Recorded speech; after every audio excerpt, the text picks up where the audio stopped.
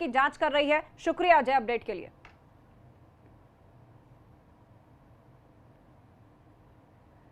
और अब एक बड़ी खबर लखनऊ से आपको बता दें, सीएम योगी की बहुत बड़ी कार्रवाई देखने को मिली है। शिकायतों के बाद आरएमएल के निदेशक को हटा दिया गया है। 27 मई को लोहिया संस्थान में खामियां मिली थी। सीएम योगी ने खुद किया था औचक निरीक्षण। अस्पताल से गायब रहने पर मेडिकल सुपरिंटेंडेंट की छुट्टी कर दी गई है। औचक निरीक्षण के वक्त गायब थे एमएस डॉक्टर देवाशीष शुक्ल और अब पूर्व कार्यवाहक निदेशक प्रोफेसर नुजहत हुसैन को चार्ज दिया गया है और प्रोफेसर नुजहत हुसैन अब आरएमएल के नए निदेशक बन गए हैं। तो बहुत बड़ा एक्शन यहां पर सीएम योगी ने लिया है।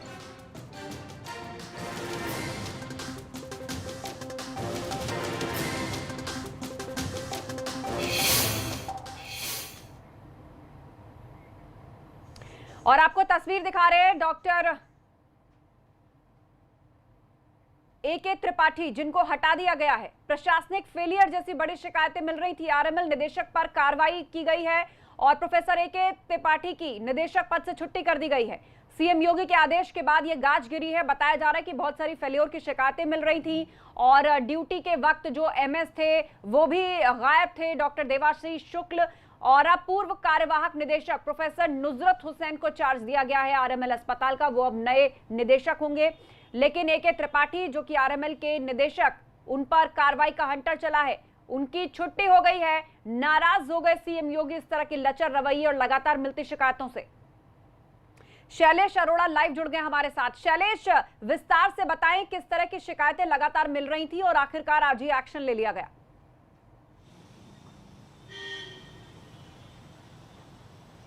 देखिए आस्था, 27 मई को मुख्यमंत्री योगी आदित्यनाथ ने लोहिया संस्थान का औचक निरीक्षण किया था। उससे पहले लगातार मुख्यमंत्री टीम 11 की बैठक करते थे, फीडबैक आता था। लेकिन इसी बीच उनके पास ये शिकायतें आई कि लोहिया संस्थान में जो इमरजेंसी की सेवाएं हैं या जो बाकी व्यवस्था है वो कहीं ना कहीं डिरेल जैसी हालत में है और कोविड का दौर और इस तरह की लापरवाही जो थी वो कहीं से भी बर्दाश्त नहीं थी।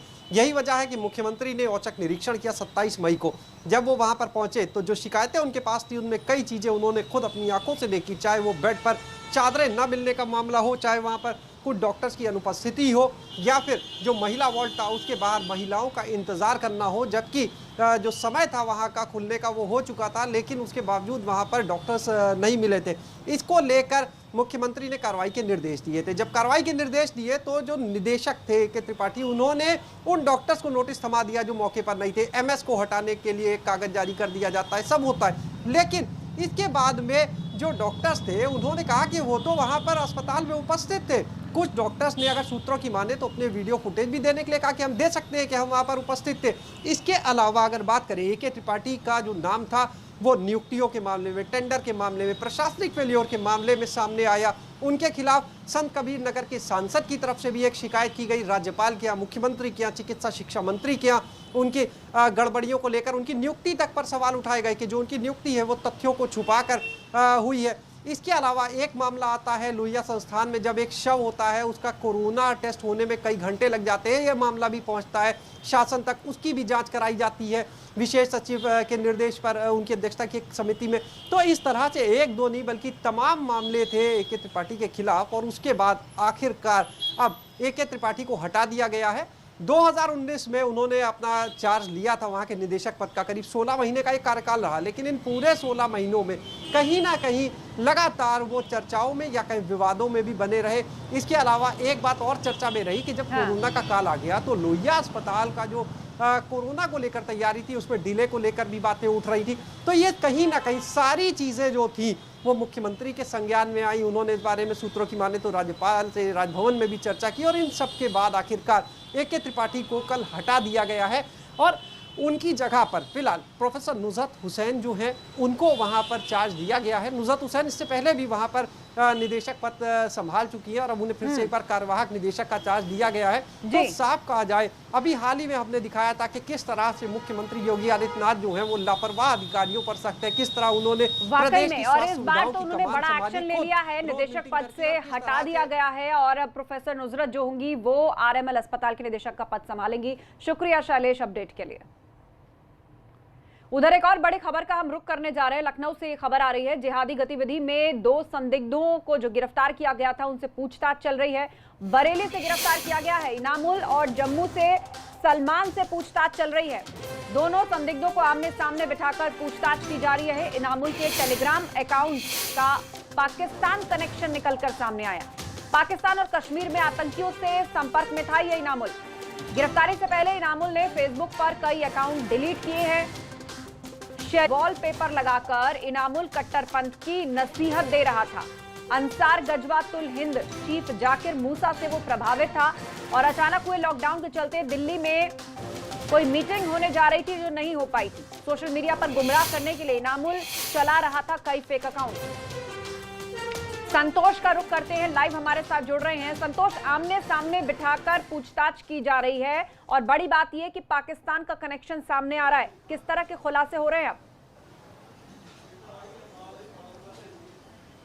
देखिए, बरेली के कटघर से जो इनामुल गिरफ्तार हुआ वो 10 दिन की पुलिस कस्टडी रिमांड पर है और जम्मू के रामबाग से जिसको सलमान वानी को गिरफ्तार किया गया ये भी पुलिस की कस्टडी रिमांड पर है। शुरुआती पूछताछ में ये दोनों ही अपने सारे आरोपों को खारिज कर रहे थे, मना कर रहे थे, लेकिन जब यूपी एटीएस ने इनके ही फ़ोन के कॉल डिटेल्स, इनकी व्हाट्सएप चैट्स और जो टेलीग्राम के चैट्स हैं वो दिखाए और इनके खिलाफ जो सबूत उसके पास थे वो दिखाए, तब इन लोगों ने तमाम ऐसे राज उगले हैं जिसमें सबसे महत्वपूर्ण कि जो इनामुल है जो बरेली से गिरफ्तार हुआ था वो उसका कनेक्शन जम्मू के अलावा दिल्ली, कोलकाता और मुरादाबाद में भी मिले हैं। उसके जो टेलीग्राम में जो ग्रुप में लोग जुड़े थे वो दिल्ली, कोलकाता और मुरादाबाद के भी हैं और यूपी एटीएस लगातार उन पर नज़र रखे हुए और आने वाले दिनों में उन लोगों पर भी कार्रवाई हो सकती है, उनकी भी गिरफ्तारी हो सकती है।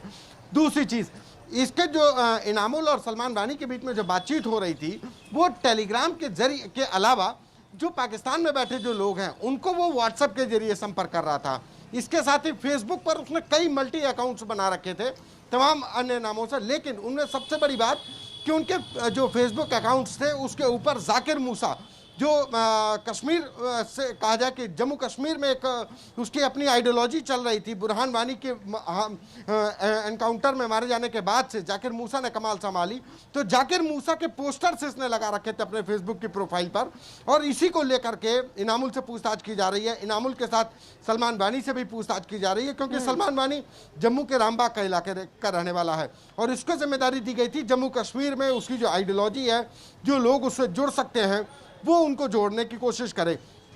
और जो इसने एक मैसेज भेजा था कि अपने ही जैसे दूसरे जिहादी मंसूबे वाले लोगों को अपने साथ जोड़ो, उनसे मेरी बात कराओ, ये एक मैसेज था जो इंटरसेप्ट किया गया यूपी एटीएस के द्वारा। उसके बाद से अब लगातार इनसे पूछताछ की जा रही है और लगातार इन दोनों के द्वारा तमाम बड़े खुलासे किए जा रहे हैं। जी हाँ, बिल्कुल। और इनकी आमने सामने पूछताछ हो रही है और कई बड़े खुलासे अब इससे जो निकल कर सामने आ रहे हैं उससे सब हैरत में है और पुलिस भी जो है अब आगे की तफ्तीश कर रही है। आप नजर बनाए रखें। संतोष, जानकारी के लिए बहुत बहुत शुक्रिया आपका।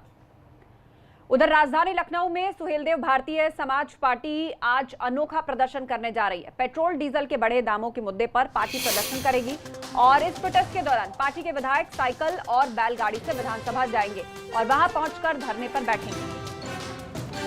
तो बड़ी खबर, देश में जिस तरह पेट्रोल डीजल के दाम बढ़ रहे हैं और राजधानी दिल्ली में तो डीजल के दामों ने पेट्रोल को पीछे छोड़ दिया है। हालांकि यूपी की बात करें तो अब भी पेट्रोल के मुकाबले डीजल यहां सस्ता है, लेकिन दोनों के दामों में इजाफा हुआ है। और सुहेलदेव भारतीय समाज पार्टी आज प्रदर्शन करने जा रही है जिसमें साइकिल पर बैठकर बैलगाड़ी से ट्रैवल कर संदेश देने की कोशिश है कि आम आदमी अब अफोर्ड नहीं कर सकता पेट्रोल डीजल। हमारे संवाददाता संतोष ने विस्तार से इसका जायजा लिया, आपको दिखाते हैं उनकी रिपोर्ट। सुहेलदेव भारतीय समाज पार्टी के तमाम लोग आज बढ़ी पेट्रोल और डीजल की कीमतों को लेकर प्रदर्शन कर रहे हैं, साइकिल से विधानसभा जा रहे हैं। हम इन्हीं से बात करेंगे। सर, क्या आज आप लोग प्रदर्शन कर रहे हैं मांगों को लेकर? देखिए, हम विधानसभा अपने दफ्तर जा रहे हैं और आज जो पेट्रोल और डीजल 73 साल की आज़ादी में इतने चरम पे है, हम लोगों के पास पैसा नहीं है जिसको लेकर के हम साइकिल से अब जाएंगे। अपने गनर को मैं खुद अकेले, हमारे विधायक हैं, सब विधायक अपने अपने गाड़ी साइकिल से हम लोग विधानसभा जाएंगे। कोई हम लोग न तोड़फोड़ करना है, न कहीं मारपीट करनी है, न कुछ करना है। हम लोग मात्र 4 विधायक हैं, चारों विधायक, अभी 2 लोग उधर हैं, हम 2 लोग हैं, हम 2 लोग जा रहे हैं, बस इतनी सी बात है। साइकिल से जाने की वजह पैसा नहीं है, इतनी महंगाई आ गई। डीजल पेट्रोल का दाम देख रहे हैं, 73 साल में पहली बार ऐसा हुआ है, इतनी महंगाई हुई है। तो इसको लेकर के हम लोग चल रहे हैं अपना। इस सरकार के देखिए, सरकार के संबंध में जानकारी करनी है तो बीजेपी, जो आज की बीजेपी है, पहले की भाजपा जो थी अटल जी की थी, आज ये बीजेपी गुजरातियों की है। बीजेपी माने भारतीय झूठ पार्टी। जब ये सत्ता में नहीं रहते हैं, तो बड़े लच्छेदार भाषण दिए हैं, ठीक है, बड़े लच्छेदार भाषण दिए हैं। जब कांग्रेस के समय में डीजल पेट्रोल का दाम बढ़ता था और आज बढ़ रहा है, तो इनको दिखाई नहीं, खुद बढ़ा रहे हैं। भारतीय समाज पार्टी के जो विधायक हैं ये कभी सरकार का हिस्सा हुआ करते थे, लेकिन आज इनको लगता है कि बीजेपी अब भारतीय झूठ पार्टी हो गई। तमाम आरोप लगा रहे हैं। इनका कहना है कि जो देश में बेतहाशा तौर पर पेट्रोल और डीजल के दामों की बढ़ोतरी हुई है, उससे आम जनता परेशान है और लिहाजा उसी को लेकर उन्होंने ये प्रदर्शन किया है। कैमरा पर्सन मेहदी हसन के साथ संतोष कुमार, एबीपी गंगा। तो लगातार विपक्ष के निशाने पर है सरकार। आपको सुनवाते हैं समाजवादी पार्टी किस तरह से इसका विरोध कर रही है। उत्तर प्रदेश की सरकार को अच्छी तरह मालूम है कि अब साल भर बचे हैं कुल मिला के इलेक्शन के। अब वो इलेक्शन की बातें करने लगी। जैसे आपने देखा ना, 1 करोड़ लोगों को रोजगार दे दिया। 1 करोड़ माम 1 महीने में ही दे दिया। मतलब समझो, झूठ फिर महाझूठ फिर महाझूठ। भारतीय जनता पार्टी झूठी पार्टी है। इस पे भरोसा करने का मतलब होता है खुद को धोखा देना। अब ये कुशीनगर की जो बात कर रहे हैं भैया, आपने जो जेवर का आपने बोला था चालू कर देंगे, कितने उसमें फ्लाइट लैंड हुई है इसकी डिटेल तो दे दो। उत्तर प्रदेश जाना चाहता है कि जेवर में अब तक कितनी जहाज उतरे और कितनी जहाज वहाँ से उड़े, आप तक आप बता नहीं पाओगे। सिर्फ आप भूमिका मत बनाइए। ये सिर्फ भारतीय जनता पार्टी की मार्केटिंग स्टाइल है। जब हो जाए तब जानना। इसी के साथ रुक रहे छोटे से ब्रेक के लिए। खबरें अभी और भी हैं, जल्द लौट रहे हैं, कहीं मत जाइएगा।